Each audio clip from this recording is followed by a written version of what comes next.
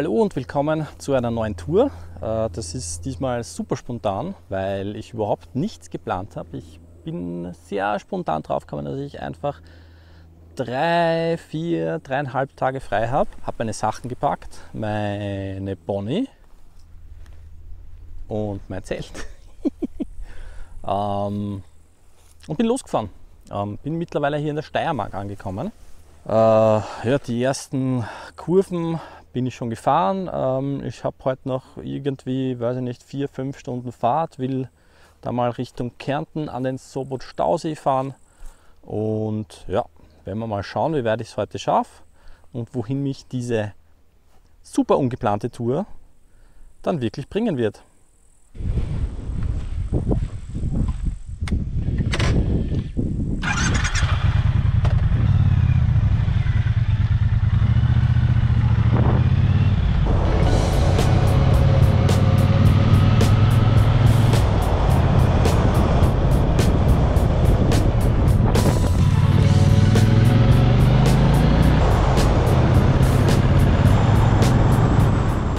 Es ist Hochsommer.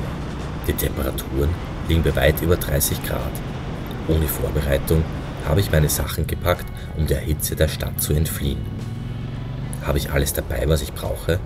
Genug Akkus für die GoPro? So ganz ohne Freunde und Familie unterwegs? Ich habe das Gefühl, mich nicht einmal richtig verabschiedet zu haben. Aber so eine Reise ist ein Weg der Transformation. Ich drehe am Gashahn, fühle den heißen Wind und meine Gedanken werden Kurve um Kurve freier.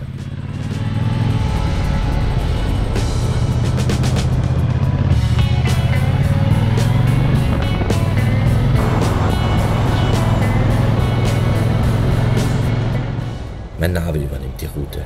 Ich gebe nur grobe Punkte vor. Keine Zeit zu planen. Nur ich und meine Bonville. Wir müssen nicht wissen, wo genau wir sind.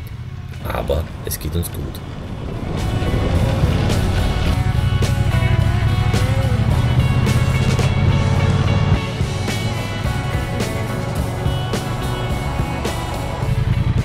Ich fahre Richtung Teichalm.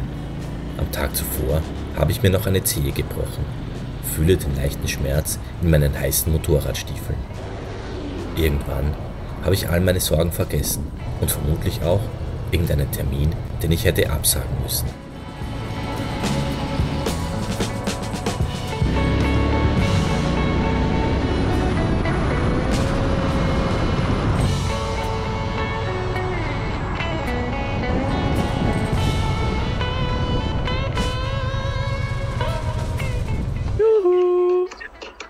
Hallo Pärchen!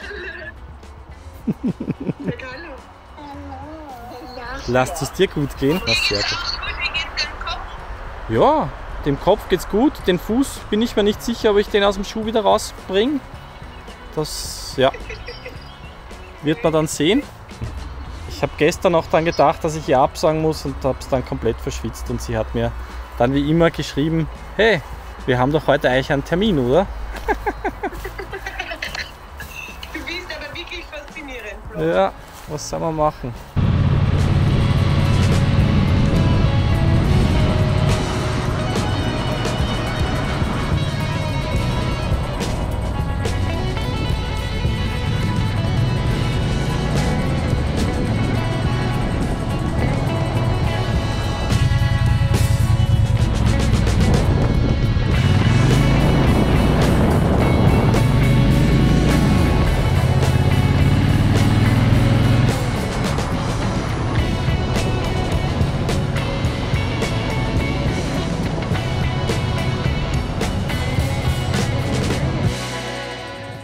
Gegen Abend erreiche ich den Sobot-Stausee. An diesem fjordartigen Bergsee wird es nachts angenehm kühl. Perfekt für eine Ruhepause nach einem heißen Sommertag am Motorrad. Ich bekomme noch die letzte Käsekreiner, bin nicht wählerisch. Hochintellektuelle Stammtischgespräche inklusive. Der Ausblick auf die untergehende Sonne über dem See entschädigt.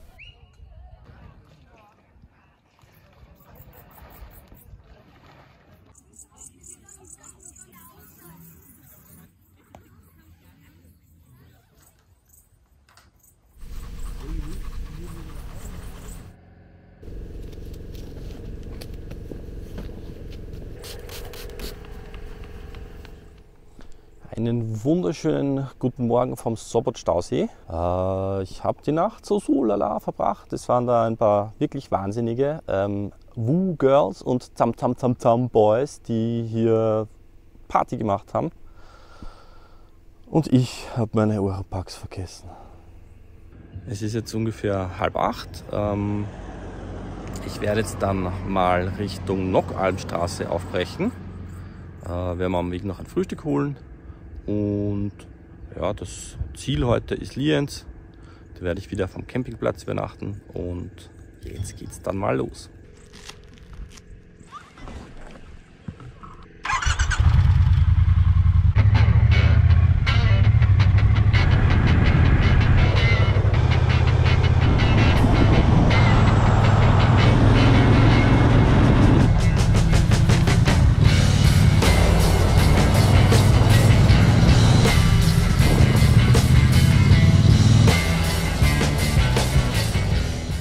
Kein Frühaufsteher, aber noch in der Dämmerung loszufahren, ist ein unbeschreibliches Gefühl. Die kühle Feuchte der Nacht noch im Nacken spüren, kaum Lärm, außer dem Geräusch des Motors unter mir. Gelegentlich hüpft noch ein mutiges Waldtier von mir über die Straße. Die GoPro ist leider nicht an. Ich bin munter.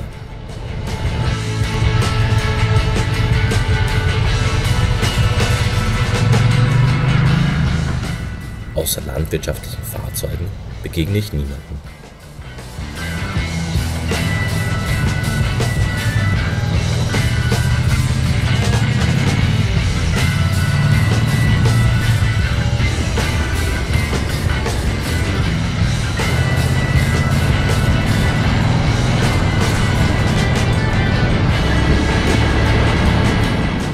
Auf den schmalen, gewundenen Wegen durch die hügelige Landschaft fahrend, fühle ich mich mit meiner Bonnie pudelwohl.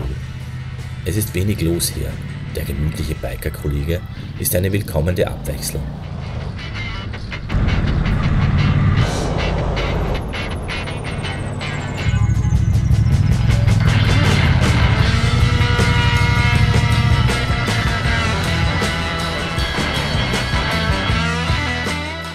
In der Ferne ziehen mehr und mehr dunkle Wolken auf.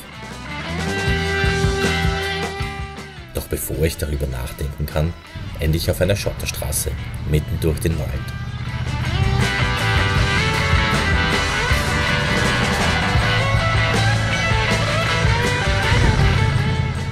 Wo bin ich hier nur gelandet?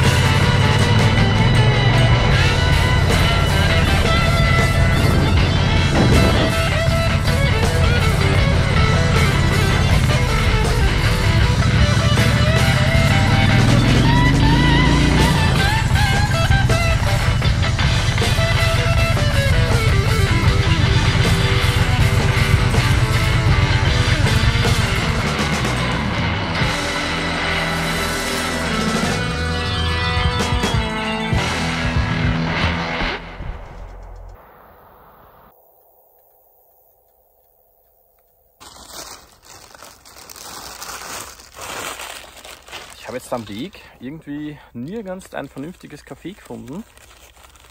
Das ist irgendwie jedes Mal, wenn ich durch Kärnten fahre, ja, so mit Mittagessen und Kaffeehäusern echt eine Katastrophe. Ich weiß nicht, liebe Kärntner, wo muss man da hin? Oder muss man das einfach wissen?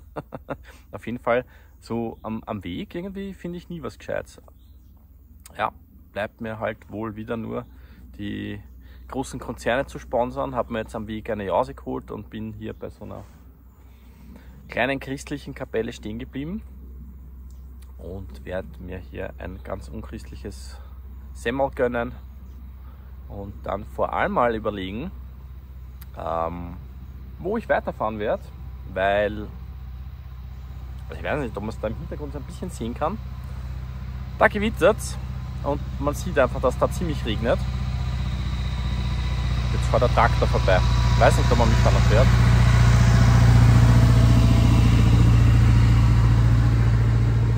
Ja, außer Traktoren sieht man hier nicht viel.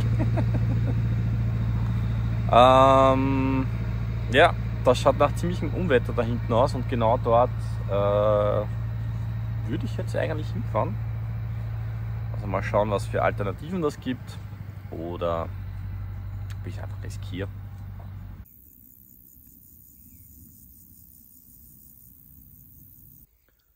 Ja, pfeif drauf. Ich fahre einfach normal weiter. Ich habe hier sowieso nirgends einen Empfang, dass ich jetzt vernünftig schauen könnte, wie das Wetter hier wird. Es wird so oder so irgendwo regnen und die richtig schönen Strecken warten ja noch auf mich, obwohl der Tag heute schon wirklich ein Hammer war.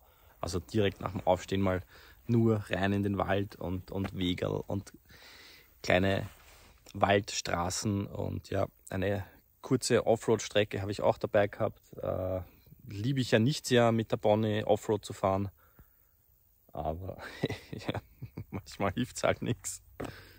Bin aber trotzdem immer wieder erstaunt, wie leicht sich das dann doch fahren lässt, auch wenn so eine Straßenmaschine dafür wirklich nicht so geeignet ist. Und ja, macht mit der Enfield schon mehr Spaß, so Schotter, muss ich sagen.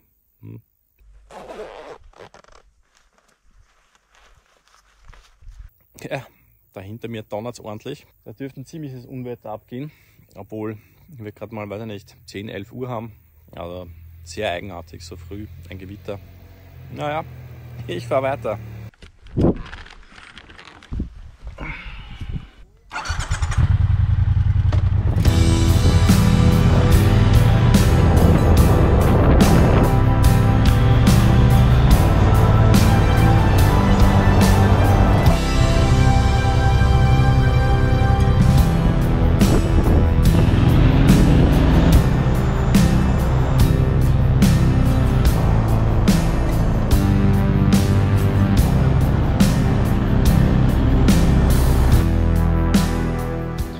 Ja, wie man sieht, es kommt der Regen doch. Ich werde mir jetzt mal eine Regenjacke anziehen.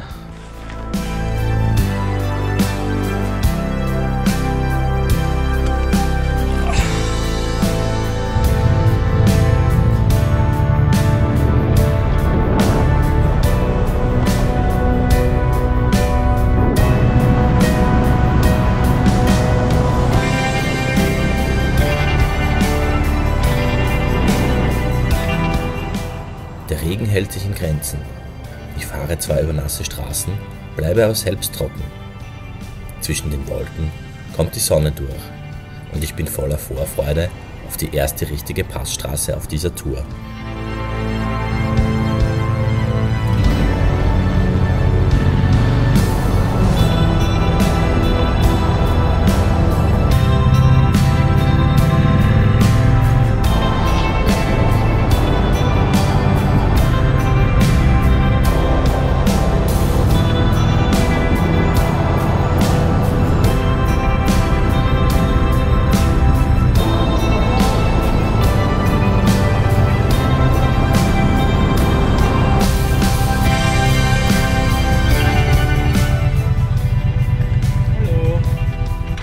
Kann ich mit Karte zahlen?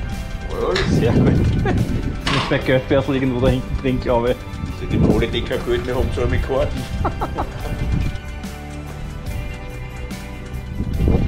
Wie piepst hat er? Jetzt sucht er noch das Geld. Sucht er das Geld, ja. Unten hat er es. Danke. Gute Fahrt noch. Dankeschön.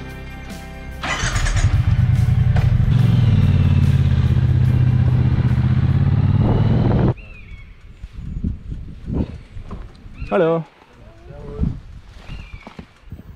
Ja, der beste Regen ist immer der, den man kurz verpasst. Ich bin jetzt die letzten 30 Kilometer bin ich über wirklich nasse Straßen gefahren, aber es hat nicht mehr geregnet. Blauer Himmel mit ein paar Wölkchen, also dieses Gewitter dürfte ich echt verpasst haben. Man soll ja auch mal Glück haben, oder? Ich bin jetzt hier schon an der Nockalmstraße, habe meine Maut schon gezahlt und jetzt kommt die richtig tolle Aussicht und freut euch auf die Strecke, es wird großartig.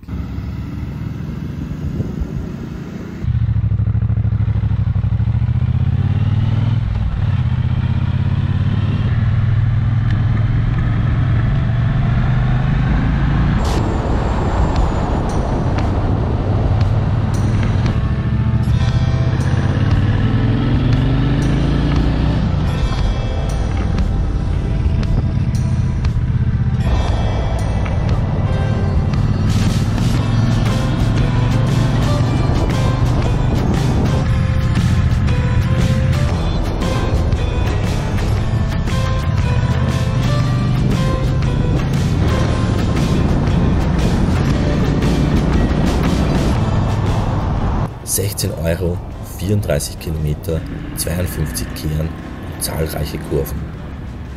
Immer neue Ausblicke auf Berge, Wiesen und Zirbenwälder. Die gut ausgebaute Nogalmstraße ist ein Highlight auf über 2000 Meter Seehöhe.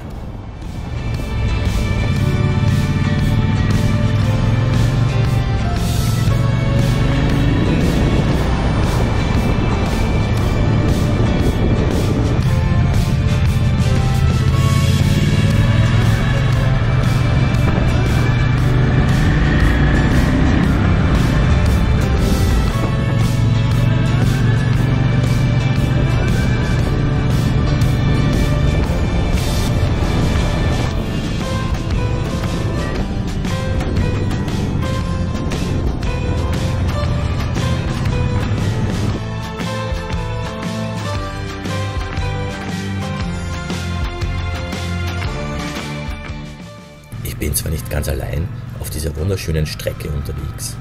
Bis auf die gelegentliche GS-Gang kommt mir aber wenig entgegen. Ich kann die Kurven in gemütlichem Tempo in vollen Zügen genießen.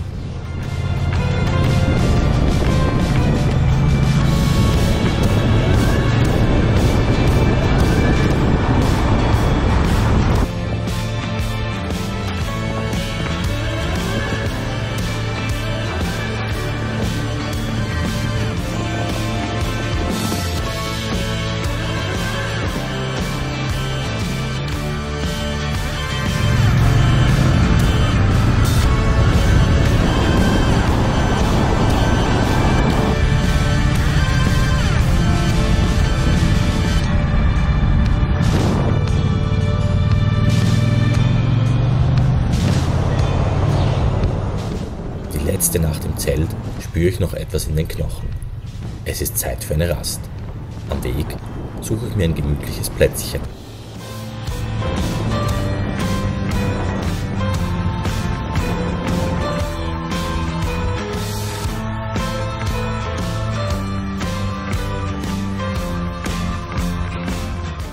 Es gibt eine kleine, unwesentliche Planänderung, nachdem ich viel schneller vorankomme, als ich eigentlich gedacht hatte. Ich vermute einfach, wenn man alleine unterwegs ist, macht man einfach nicht so viel Pausen und ist einfach viel schneller. Ja? Ich wäre schon in einer Stunde an meinem eigentlichen Tagesziel. Das mache ich den ganzen Nachmittag. Da habe ich mir gedacht, fahre ich den Glockner doch heute noch. Ja, mal schauen. Das ist jetzt noch ganz schön eine Strecke und ich fahre da wieder nur auf so Straßen 30, 40, 50 km/h entlang. Es ist einfach idyllisch und man kann hier eh nicht schnell fahren und man kann die Landschaft genießen und es ist einfach großartig. Ja. Das ist genau das, was mir taugt. Das Einzige ist, es ist halt, wird schön langsam wird's warm wieder. Also man merkt, es ist Sommer. Und ja, ich freue mich, wenn ich dann schon wieder rauf in die Berge komme. Ich kann sie schon sehen, weil hier in den Tälern ist es einfach wärmlich. Ja, es ist halt Sommer.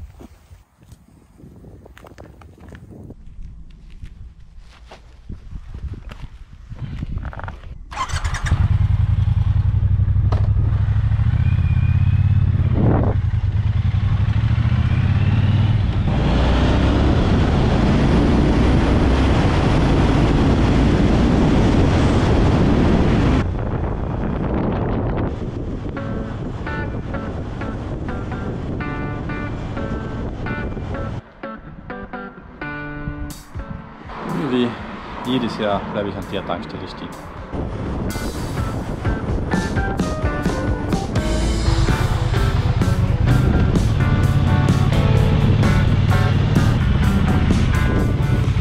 Kurz vorm berüchtigten Glockner biege ich noch einmal ab, fahre übers Astental Richtung Saatnikhaus. Die Banane war einfach nicht genug.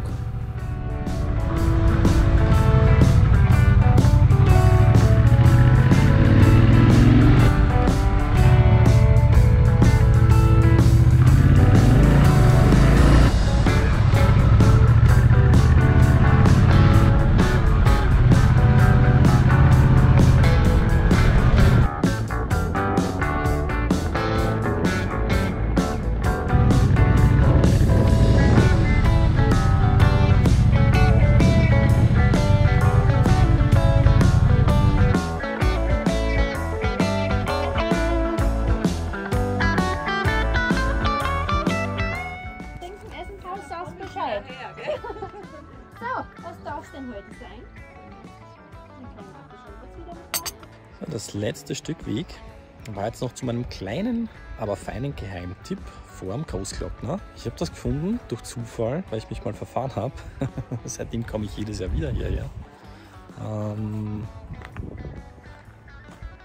wird es dann wahrscheinlich irgendwo auf den Videos sehen, wie dieses Ding hier heißt. Vielleicht findet ihr es ja. Kann ich schwer empfehlen. Vor dem Glockner hier nochmal im Astental eine Rast zu machen. Ja, es ist jetzt glaube ich schon 15 Uhr oder so, also doch recht spät. Ich habe mich jetzt auch auf den Glockner. Wird sicher lustig.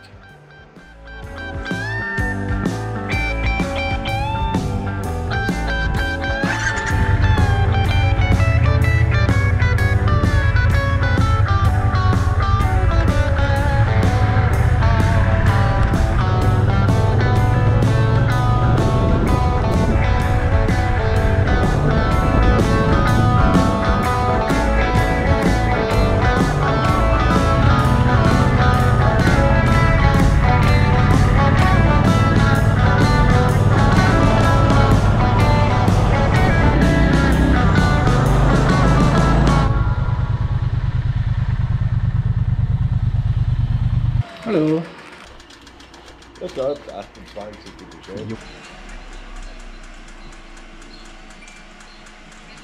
Servus, Dankeschön. Dankeschön. Bitte weiterfahren.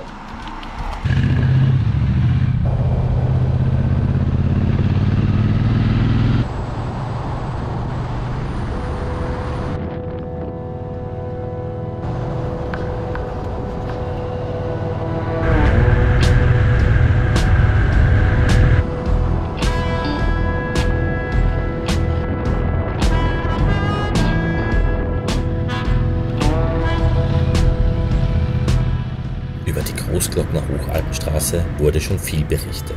Diese historisch bedeutende Straße auf über 2500 Meter ist ein berüchtigtes Ziel für viele Biker. Kaum ein Hochgebirgspass kann so beeindrucken wie dieses Juwel der österreichischen Alpen. Aber genug gequatscht, man muss den Glockner einfach auf sich wirken lassen.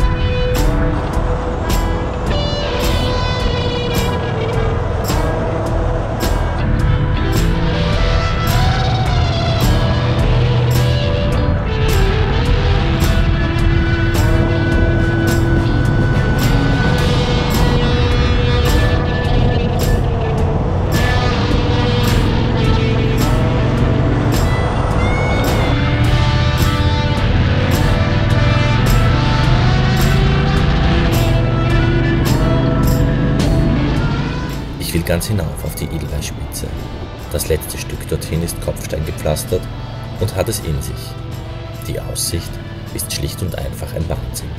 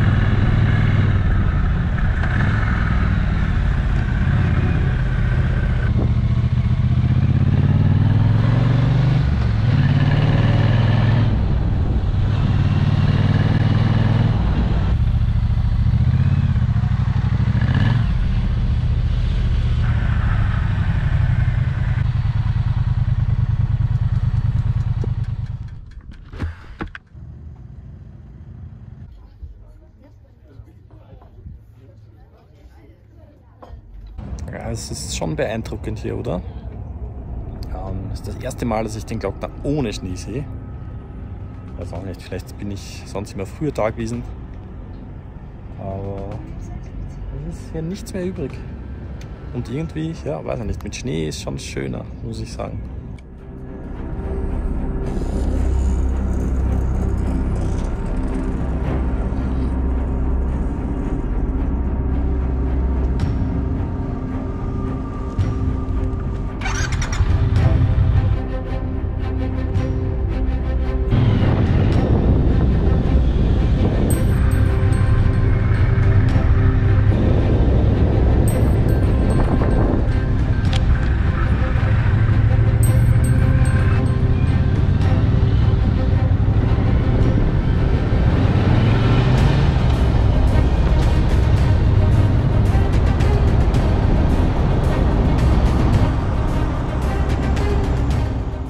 Die beeindruckenden, schroffen Felsen rund um mich ziehen mich in ihren Bann.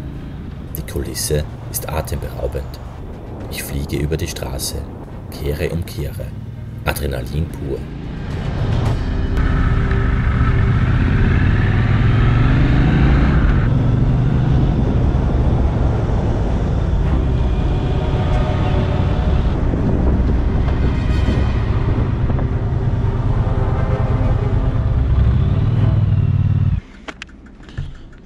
Und weil es so schön war, fahren wir jetzt einfach nochmal. Ist mittlerweile auch schon ganz schön frisch da herum. Alles besser als die Hitze, finde ich. So. Los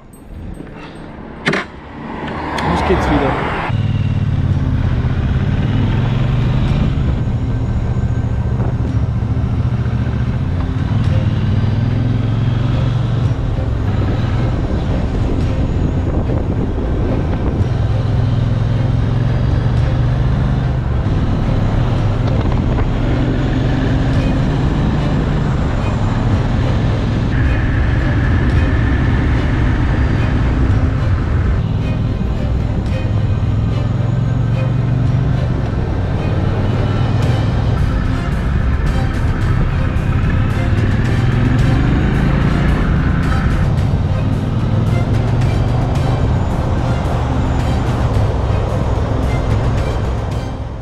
Über dem Bergmassiv ziehen düstere Wolken auf. Mittlerweile ist es recht spät geworden.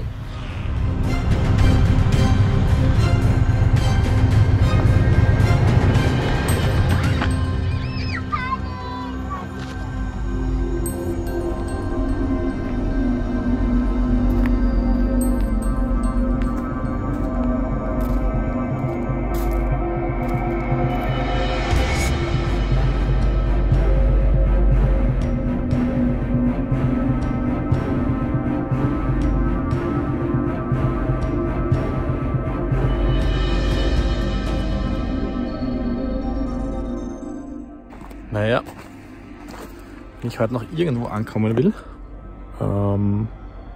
soll ich weiterfahren. Ich habe noch ungefähr 100 Kilometer vor mir.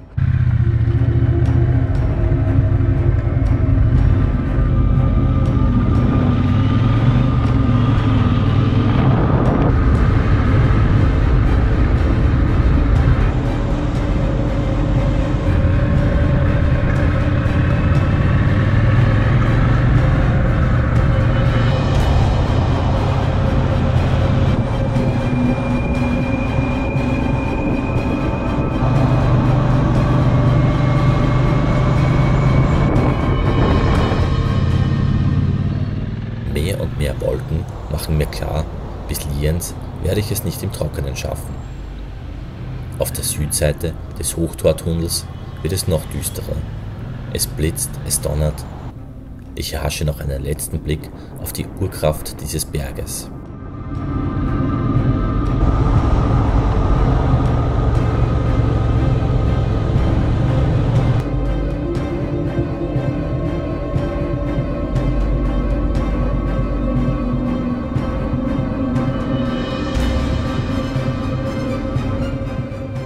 Ich werde schauen, dass ich weiterkomme, aber nachdem es da hinten ziemlich gewittert und ich dorthin fahren muss, glaube ich, ich werde es heute nicht ohne Regen schaffen.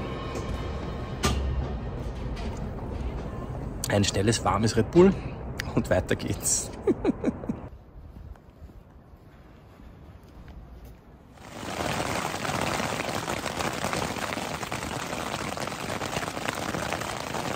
Gerade noch geschafft, das Zelt im Trockenen aufzubauen und duschen zu gehen. Da draußen ist ein ziemliches Gewitter, wie ihr hört. Das mit dem Essen gehen werde ich jetzt wohl mal verschieben.